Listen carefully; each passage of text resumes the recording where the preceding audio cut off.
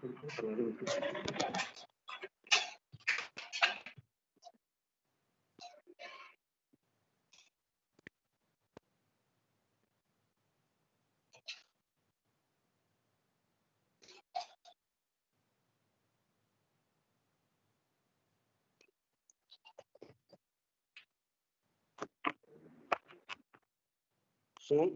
how to perform PFT or the spirometry?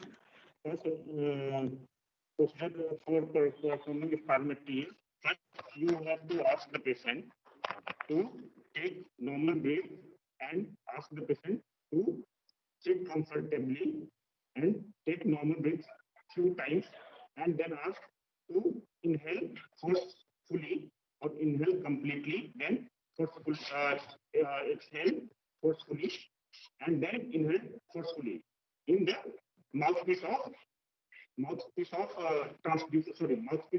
Spirometer. Okay, spirometer में क्या होता है, एक कंप्यूटर से कनेक्टर जो है प्रीफॉर्म डाटा सेट करा हुआ वो होता है, मतलब एक कंप्यूटर से कनेक्टेड जो है डिवाइस होता है, उसमें एक जो है माउथपीस लगा होता है, वो किसी साथ टरबाइन फ्लो होता है, टरबाइन फ्लो के साथ माउथपीस कनेक्टेड होता है. उसमें पेशेंट को बोलना है कि वो सिंपली जो है स्ट्रेट बैक करके और इनहेल और एक्सहेल करें नॉर्मली, है ना, मतलब टाइडल वॉल्यूम को वो इनहेल करे और एक्सहेल करे. फिर जब 2-3 बार वो ये मैन्यूवर कंटिन्यू करेगा तो पेशेंट को बोलना है कि आप गहरी सांस लो, है ना, यानी कंप्लीट इंस्पायरेशन करना है.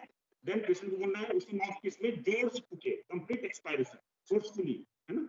फिर वो जोर से फूकता जाएगा for at least more than 5 to 6 second, मतलब 5-6 सेकेंड तक फूकता जाए. उसके बाद फिर बोलना है जोर से खींचता जाएगा. तो क्या होगा, हमारे पास एक ग्राफ आएगा, मतलब फ्लो का वॉल्यूम का और टाइम, मतलब फ्लो वॉल्यूम कर्व और वॉल्यूम टाइम कर्व मिलेगा मुझे, है ना. तो उसका इंटरप्रिटेशन वो प्रीफॉर्म डाटा है जो सेट कर रहा है, प्रीफॉर्म या प्रेडिक्टेड वैल्यू, जिसको हम लोग बोलते हैं प्रेडिक्टेड वैल्यू. वो क्या होता है कि नॉर्मल पॉपुलेशन में से हम लोग जो है जो स्पायरोमेट्री के जो पैरामीटर्स हैं, जैसे फोर्स एक्सपायरेटरी वॉल्यूम, है ना, in 1 second and force vital capacity, force expiratory time, इन सब की जो preform data based on the particular age, strength, weight, height, इन सब के बेस पे कम्युनिटी से एक डाटा प्रीफॉर्म या एक पहले से डाटा निकाल करके कंप्यूटर में सेट करते हैं. उस वैल्यू से पेशेंट के वैल्यू को हम कंपेयर करते हैं और उसका डाटा इंटरप्रेट करके हम लोग देखते हैं कि ये पेशेंट का जो स्पायरोमेट्रिक वैल्यू है ना, जो फाइंडिंग है वो नॉर्मल है या एबनॉर्मल है. एबनॉर्मल में हो सकता है कि ऑब्स्ट्रक्शन हो या रिस्ट्रिक्शन हो या और भी कोई पैथोलॉजी हो, तो उसको इंटरप्रेट करते हैं. तो उसके लिए सबसे पहले क्या करना होता है, पेशेंट को बोलना है कंफर्टेबली बैठे और स्ट्रेट बैठे, माउथपीस पे वो टाइडल वॉल्यूम या नॉर्मल एक्सपायरेशन और एक्सपायरेशन करे और फोर्सफुली एक्सपायर करे, कंप्लीट एक्सपायरेशन करे, फिर फोर्सफुली एक्सपायरेशन करे. ठीक है, तो ये मैन्यूवर परफॉर्म होगा, यही प्रोसीजर है स्पायरोमेट्री का. ठीक है, नेक्स्ट इस तरह का हमें एक ग्राफ मिलता है, ये है नॉर्मल स्पायरोग्राम कहते हैं इसको, यानी ये नॉर्मल स्पायरोग्राम और वॉल्यूम टाइम कर्व और वॉल्यूम टाइम ग्राफ. इसमें क्या है कि अगर नॉर्मली पेशेंट को हमने कहा कि ये स्पायरोमेट्री मैन्यूवर परफॉर्म करे, तो उसमें क्या होगा कि पहले फर्स्ट सेकंड में मोस्ट ऑफ द एयर वो एक्सपायर कर सकता है. अगर नॉर्मल है, पेशेंट नॉर्मल है, तो अगर हमने उससे कहा कि जोर से फूकी जाओ, तो क्या होगा, जैसे आप लोग भी करके देखना. तो मैंने कहा अगर फूको जोर से, पहले गहरी सांस लो, गहरी सांस लेके जोर से फूको, तो क्या होगा कि पहले सेकंड में ही मोस्ट ऑफ द जो आपका इंस्पायर्ड एयर है वो एक्सपेल हो जाएगा, यानी फर्स्ट सेकंड में ही आपका मोर देन 80% एयर जो है एक्सपायर आउट हो जाएगा, है ना. तो मतलब आप एक फर्स्ट सेकंड पे ही 80% जो वॉल्यूम है वो एक्सहेल कर सकते हो और बेस्ट ऑफ द एयर वो 4 सेकंड, 5 सेकंड, 6 सेकंड तक में एक्सपायर आउट होगा, है ना. तो नॉर्मली फर्स्ट सेकंड में ही मोस्ट ऑफ द एयर ये एक्सपेल आउट होगा. तो इसको कहते हैं ACV1, post expiratory volume in first second. यानी आपने फूकना स्टार्ट किया, इस फर्स्ट सेकंड को भी अगर हम 4 पार्ट में डिवाइड करें तो पहला फ्लो जो होगा 25 सेकंड तक, यानी 25% मतलब फर्स्ट सेकंड का 25% तक में जो है, जो यानी 1/4 जो टाइम है फर्स्ट सेकंड का, उसमें फ्लो कम होगा। फिर 25 टू 75 के बीच में ये जो नहीं सॉरी मतलब अगर फोर्थ पार्ट में डिवाइड किया है तो यानी 25th टू 75% के बीच में जो ड्यूरेशन है इसमें मैक्सिमम फ्लो होगा, है ना। उसमें भी सबसे ज्यादा फ्लो कहाँ पे होगा, एसीएफ यानी फोर्स एक्सपायरिटी फ्लो 25% तो 75% है। यानी अगर हम एक सेकेंड को 4 पार्ट में डिवाइड करते हैं, 25 सेकेंड मतलब 25% पे, 50% पे, 75% पे, 100% तो मैक्सिमम फ्लो होगा 75% पे। लेकिन फर्स्ट सेकेंड यानी एक सेकेंड से जो फ्लो होगा वो मोर देन 80% आप जो वॉल्यूम जो है एक्सपायर्ड एयर का वो एक्सपायर्ड आउट कर चुके हो, है ना। तो ये नॉर्मल वैल्यू है। अगर कोई पेशेंट जो है जैसे अस्थमेटिक पेशेंट है उसमें क्या है, एयर फ्लो नहीं एयर आउटफ्लो ऑब्स्ट्रक्शन है। एयर आउटफ्लो ऑब्स्ट्रक्शन मींस कि अगर पेशेंट जो है एयर ब्लो कर रहा है, ब्लो आउट कर रहा है, तो अगर उसके एयरवे में रेजिस्टेंस है, यानी रेजिस्टेंस क्या हो कैसे होगा कि उसका जो है जो ब्रोंकियल स्मूथ मसल है वो अगर कॉन्स्ट्रिक्टेड है तो उसको फ्लो कर मतलब ब्लो आउट करने में, एयर ब्लो आउट करने में दिक्कत आएगी, रिस्ट्रिक्शन फील होगा। यानी पूरा का पूरा वो वॉल्यूम वो जब वो फूकेगा तो एक्सपायरेटरी आउटफ्लो ऑब्स्ट्रक्शन है स्मूथ मसल वॉल का, तो अब वो फूकेगा तो वहां पे ऑब्स्ट्रक्शन फील होगा। यानी वो फर्स्ट सेकंड में जितना फ्लो होना चाहिए था वो नहीं फ्लो कर, वो जो एयर है वो ब्लो आउट नहीं कर पाएगा, यानी ऑब्स्ट्रक्शन है। तो वो ग्राफ में दिखेगा, ये नॉर्मल ग्राफ है। तो आप देखो डॉटेड लाइन तक जो है ना मैक्सिमम एयर मोर देन 80% और 80% के आसपास। जैसे मान लो कि एफवीसी अगर 5 लीटर है तो एफवीवी1 4 लीटर है ना, यहाँ पे नॉर्मली 4 लीटर होगा, ठीक है। तो देखोगे कि अगर जो फर्स्ट सेकंड में ही 4 लीटर जो है ब्लो आउट हो गया और बाकी का जो 1 लीटर बचा वो 6 सेकंड तक 5-6 सेकंड तक जा रहा है ना। तो ये नॉर्मल कर्व है, ऐसा कर्व मिलना चाहिए flow time curve. Now how to interpret abnormal PFT इस FVC post vital capacity and FEV one है ना, post expiratory volume in first second is less than 80%। अगर एफवीसी और एफईवी1 जो है अगर नॉर्मल का 80% से कम है तो कहीं ना कहीं कोई पैथोलॉजी है, ठीक है। या फिर ऑब्स्ट्रक्शन हो सकता है या रिस्ट्रिक्शन हो सकता है। ऑब्स्ट्रक्शन या रिस्ट्रिक्शन वो कैसे हम कैसे पता करेंगे। नाउ आगे देखो, post expiratory volume in first second is the volume of air that can forcibly be blown out in the first second or 1 second after full inspiration। जैसा मैंने पहले बताया कि पहले जोर से सांस खींचना है और फूकते जाना, मींस फोर्सफुली जो है expired out means expiration forceful expiration करना है, और फर्स्ट सेकंड में जो एयर ब्लो आउट हुआ वही FEV1 है। Average value for FEV1 in healthy people depends mainly on sex, age, height, mass। हमने बताया ना कि हर एज, सेक्स और वेट हाइट के पेशेंट के लिए ये पैरामीटर्स डिफरेंट होंगे, ठीक है। Values between 80% and 120% are considered normal. जैसे कि अगर हम नॉर्मल अगर जो है नॉर्मल इंडिविजुअल को कैटेगराइज करें तो स्टैटिकल अगर स्टैटिस्टिक्स आपने पढ़ा है जैसे आपने पीएसएम पढ़ा होगा, हम क्या करते हैं कि एक स्टेट लेते हैं नॉर्मल इंडिविजुअल का और उसमें से परसेंटाइल निकालते हैं कि इस रेंज से इस रेंज तक ये नॉर्मल वैल्यू है। तो वही अगर यहाँ बताया जा रहा है कि अगर जो है FEV1 का वैल्यू अगर 80% से 120% के बीच में होगा तो ये नॉर्मल कंसिडर किया जाता है। अगर 80% से कम है 80% से कम है तो कहीं ऑब्स्ट्रक्शन या रिस्ट्रिक्शन हो सकता है। Forced vital capacity is the volume of air that can be forcibly be blown out after full inspiration। अब FEV1 और FVC के बीच का डिफरेंस समझना है। FEV1 क्या है कि आपने ब्लो आउट किया, फुल इंस्पायरेशन के बाद एक्सपायरेशन किया, तो जब एक्सपायर आउट कर रहे हो तो ये जो फ्लो जो आपका जो निकल रहा है मतलब जो एयर निकल रहा है फर्स्ट सेकंड तक है ना, मतलब अगर आप वॉल्यूम टाइम ग्राफ अगर देखोगे तो फर्स्ट सेकंड में जितना भी एयर आपने एक्सपायर आउट किया ये FEV1, लेकिन उसके बाद भी एयर जो है वो जो है एक्सपायर आउट हो रहा है, मींस आप जो ब्लो कर रहे हो वो के बाद मतलब फर्स्ट सेकंड के बाद भी एयर जो है लेकिन उसका फ्लो जो है फ्लो कम हो गया, लेकिन आप फूकोगे देखोगे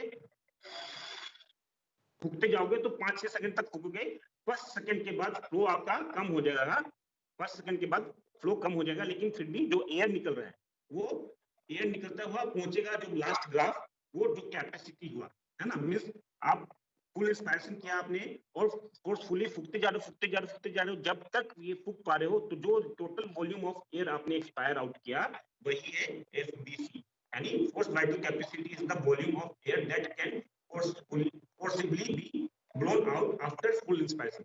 इंस्पायरेशन करने के बाद आप जब फूकते जा रहे हो जितना एयर ऑफ वॉल्यूम आप निकाल पा रहे हैं वही है फोर्स वाइटल कैपेसिटी। नाउ हमें जो है स्पायरोमेट्री के इंटरप्रिटेशन के लिए कुछ वैल्यूज चाहिए, जिसमें से एफईवी1 यानी force vital capacity, force expiratory volume in first second and force vital capacity, ये चाहिए, दो अलग अलग वैल्यू चाहिए इसके लिए। फिर इसका ratio means FeV1 upon FVC का ratio, then FET force expiratory time, यानी कितने देर तक उसने फूका, first second third fourth fifth, 5 second तक 6 सेकंड तक कितने ड्यूरेशन तक वो फूका या फूक पा रहा है, ठीक है। नाउ पोस्ट एक्सपायरेटरी फ्लो है ना, पोस्ट एक्सपायरेटरी फ्लो क्या है, post expiratory flow is the flow और speed of the air coming out of the lung during the middle portion of the post expiration. जैसे हमने बताया ना कि अगर एफवीएफ की बात करें तो जैसे अगर आप फूक रहे हो, ब्लो आउट कर रहे हो एयर को, फोर्सफुल इंस्पायरेशन के बाद जब एयर आप ब्लो आउट कर रहे हो, तो उसको अगर हम जो है परसेंटेज मींस उस टाइम को परसेंटेज पे डिवाइड करें, जैसे फर्स्ट सेकंड को मतलब फर्स्ट सेकंड को अगर 25%, 50%, 75% एंड 100%, तो अब जो है उस परसेंटेज ऑफ टाइम पे मतलब फर्स्ट सेकंड के परसेंटेज ऑफ टाइम पे जो एयर फ्लो हो रहा है उसको अब उस पे फ्लो कितना है ना, तो हमने बताया सबसे कम फ्लो होगा 25 पे, फिर 75 के, इन दोनों के बीच की जो ड्यूरेशन है, यानी मैक्सिमम जो फ्लो होगा वो FEF 75 पे, यानी फर्स्ट सेकंड के 75% पे, यानी 50 to 75% के बीच में जो फोर्स एक्सपायरेटिव फ्लो होगा, यानी एक्सपायरेटिव फ्लो होगा वो मैक्सिमम होगा, तो वही फोर्स एक्सपायरेटिव फ्लो है। यानी फोर्स, इसमें फोर्स यानी फोर्सफुली आप एक्सपायर कर रहे हो, और वो भी एक्सपायरेटरी फ्लो, यानी एक्सपायरेशन का जो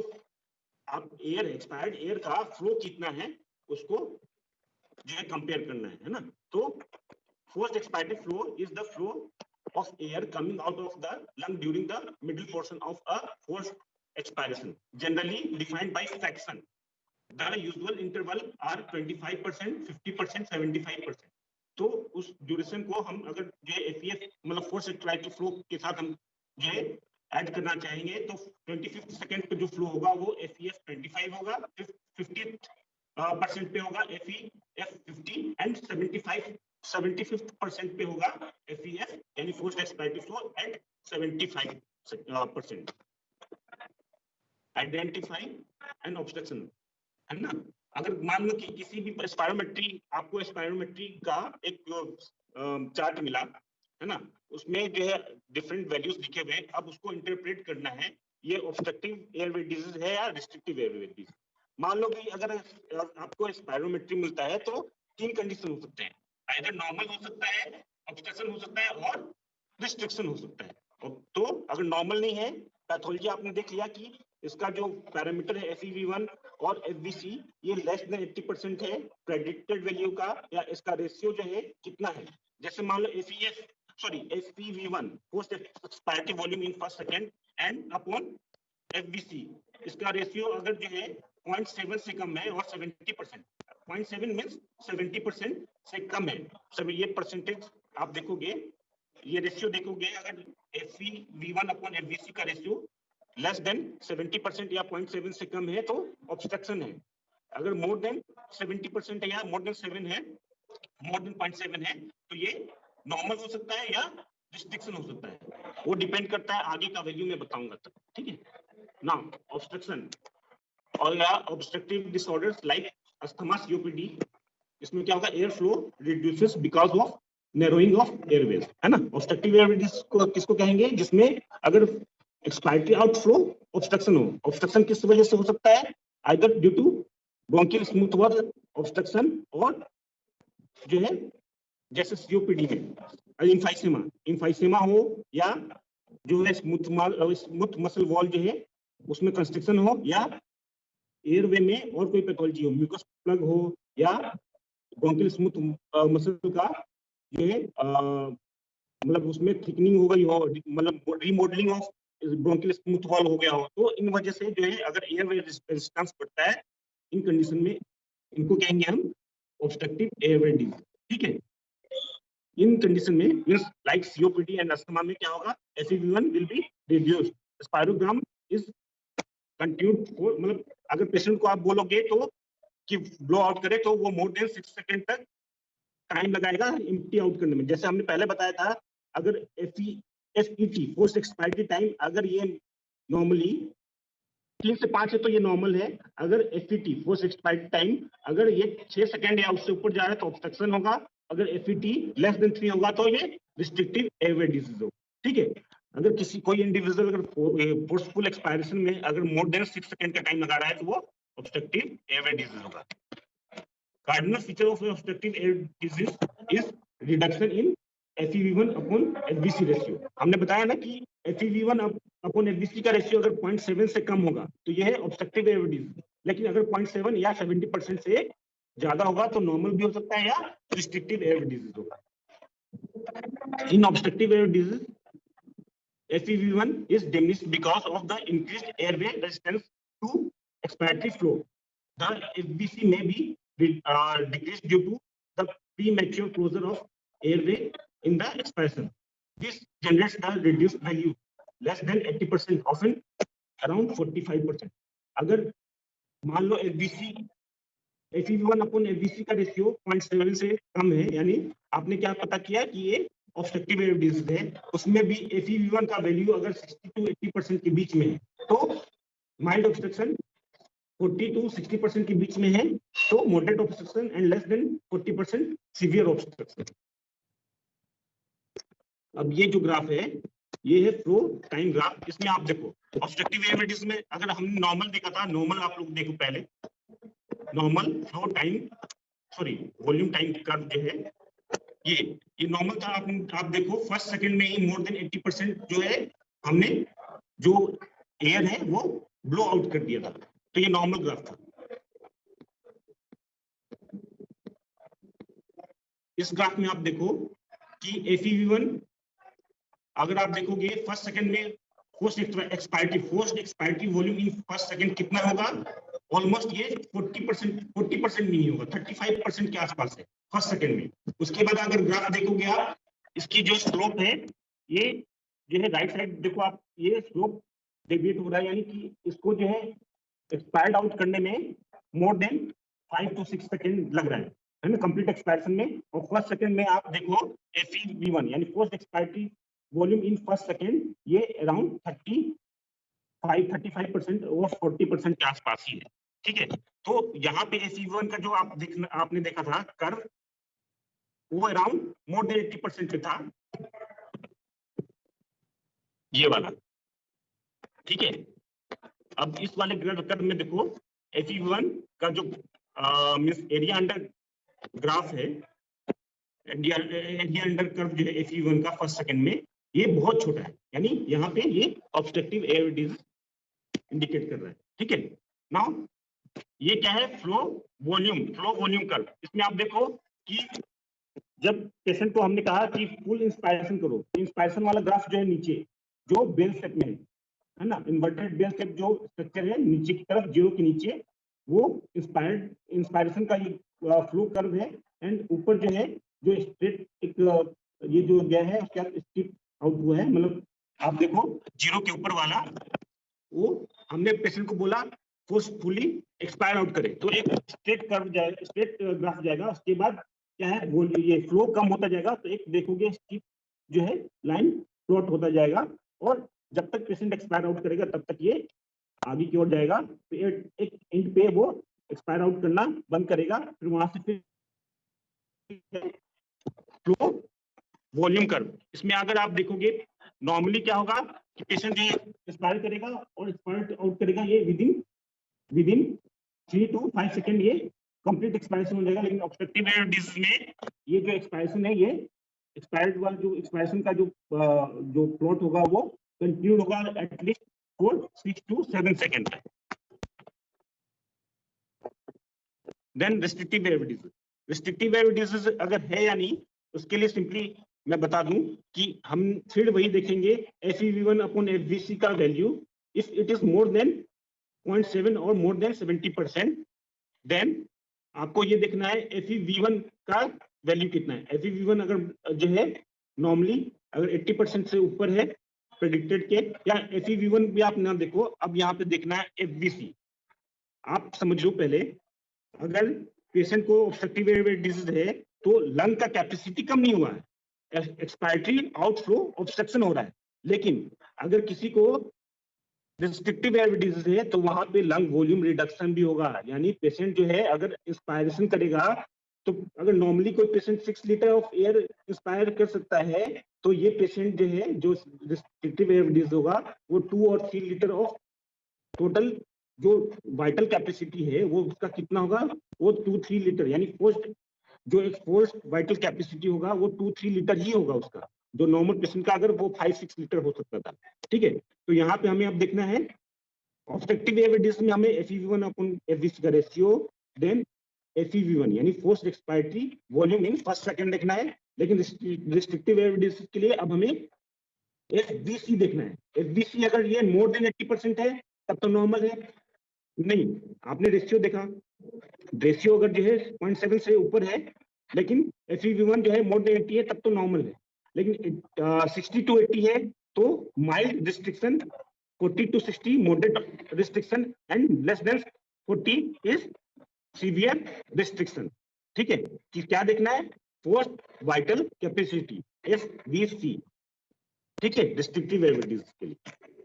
अब आप यहाँ देखो, रिस्ट्रिक्टिव वेव डिजीज में पेशेंट जो है आपने उसको बोला कि ब्लो आउट करे, एक्सपायरेशन करे, एक्सपायरेशन फुल एक्सपायरेशन के बाद एक्सपायरेशन करे, कंप्लीट फोर्सफुल एक्सपायरेशन करे, तो पेशेंट फूकेगा, वो विद इन 3 सेकंड वो कंप्लीट एक्सपायरेशन कर चुका होगा। तो देखो FeV1 जो है ये अब मोर देन 80%, अराउंड 80, 85, 90% तक जा रहा है, लेकिन FVC वहीं पे आप देखो FeV1 का और FeV1 अपॉन FVC का रेशियो देखे हुए वो भी जो है अराउंड 1 की तरफ जा रहा है, लेकिन जितना डिक्रीज होना चाहिए FeV1 उतना FVC, मतलब जितना FeV1 डिक्रीज होना चाहिए उससे ज्यादा FVC यहाँ डिक्रीज होगा।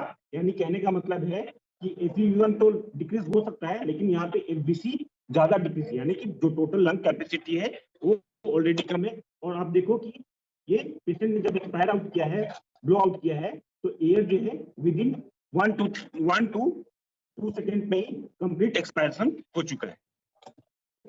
अब इसका रिस्ट्रिक्टिव वेव डिजीज का अगर फ्लो वॉल्यूम ग्राफ देखोगे आप, तो पेशेंट ने यहाँ टोटल अगर एरिया अंडर कर्व देखोगे ना, तो ओवरऑल एरिया अंडर कर्व भी कम है, और पेशेंट ने इंस्पायरेशन किया और complete expiration with in 1 to 2 second कर लिया है। आप देखोगे कि जीरो वाला जो मतलब जीरो वाला जो लाइन है उसमें जो आप देखोगे कि इसका जो टाइम ड्यूरेशन है ये 0 के बाद 1 to 3 सेकंड में ही कंप्लीट एक्सपायरेशन हो चुका है। एक्सपायरेशन एक ग्राफ बहुत छोटा है, एरिया अंडर कर्व जो है कम है, यानी वॉल्यूम ओवरऑल डिक्रीज हुआ है, तो ये है रिस्ट्रिक्टिव लंग डिजीज। ठीक है, ये अब सिंपली बता रहा है FeV1 अपॉन FVC का अगर रेशियो नॉर्मल है, अगर FVC अगर है नॉर्मल है और FeV1 कम होगा तो ऑब्स्ट्रक्टिव वेव डिजीज होगा। अगर मान लो FVC और FeV1 दोनों कम हो रहा है तो मिक्स्ड वेव डिजीज होगा। अगर FeV1 अपॉन FVC का रेशियो जो है अगर जो है 0.7 से ऊपर है लेकिन FVC और FeV1 भी नॉर्मल है तो ये नॉर्मल कर्व होगा। ठीक है, दूसरा ये है कि अब हम किसी भी पेशेंट पे अगर हम किसी की स्पायरोमेट्री परफॉर्म कर रहे हैं तो पेशेंट का हम कम से कम तीन अटेम्प्ट लेते हैं। पेशेंट को बोलते हैं 3 बार वो पहले टाइडल वॉल्यूम एक्सपायरेशन करेगा, है ना, यानी स्टेडी इंस्पायरेशन एक्सपायरेशन करेगा।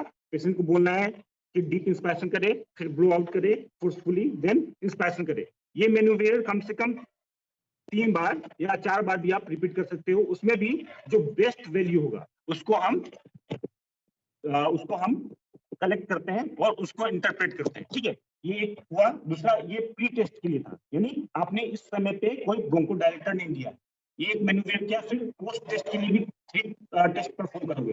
पोस्ट टेस्ट में क्या होगा, पेशेंट को प्री टेस्ट के बाद पेशेंट को बोलना है कि या फिर मीटर डोज इनहेलर या नेबुलाइज फॉर्म में शॉर्ट एक्टिंग ब्रोंकोडायलेटर, है ना, बीटा एगोनिस्ट देना है, जैसे लेवोसाल्बुटामोल और इप्राट्रोपिन या इनकी कॉम्बिनेशन, है ना।